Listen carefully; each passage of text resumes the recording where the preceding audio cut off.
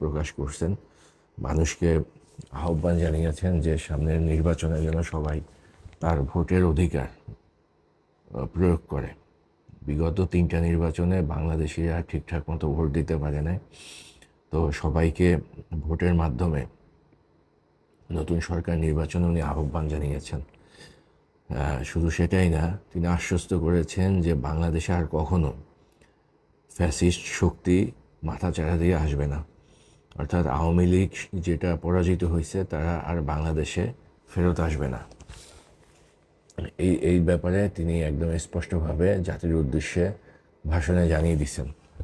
শুধু সেটাই না, সবচেয়ে গুরুত্বপূর্ণ যে কথাটা বলছেন যে দেশে তো এখন আইন শৃঙ্খলার অবনতি, মানুষ তো আইন হাতে তুলে নিচ্ছে, অনেক জায়গায় দেখা যাচ্ছে প্রশাসন ঠিকমতো কাজ করতেছে না।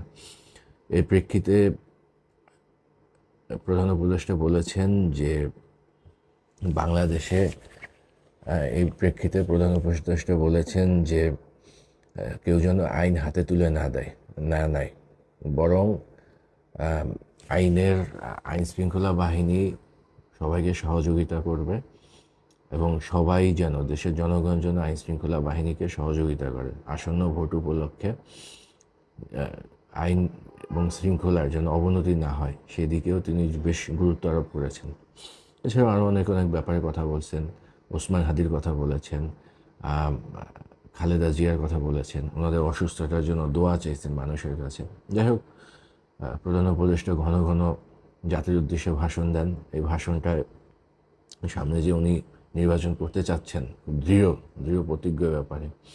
প্রথম দিককার যে সংসদ ছিল এটা ক্রমশই কেটে যাচ্ছে, তো সেটা আবার জাতির উদ্দেশ্যে ভাষণের মাধ্যমে উনি বুঝাই দিচ্ছেন যে না, নির্বাচনটা হচ্ছে। এদিকে কিন্তু নির্বাচন তো হচ্ছে, ওনার প্রধান উপদেষ্টার বক্তব্য, সিইসির বক্তব্য একদম ক্লিয়ার, কিন্তু রাশেদ খান, আজকে গণ অধিকার পরিষদের রাশেদ খান, উনি একটা মন্তব্য করেছেন যে আওয়ামী লীগ 50 জনকে হত্যা করবে, ওসমান হাদি না আরও 50 জন নাকি টার্গেটে আছেন। অবিশ্বাস্য সংবাদ, এটা বেশ ভীতিকর একটা সংবাদ। এই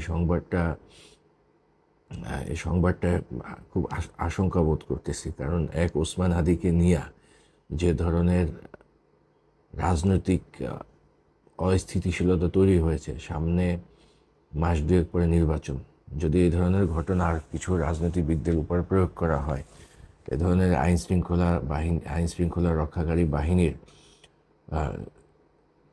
দৃষ্টি এড়িয়ে যদি আরও কোনো রাজনৈতিক নেতা আহত বা নিহত হন, তাহলে দেশের ভবিষ্যৎ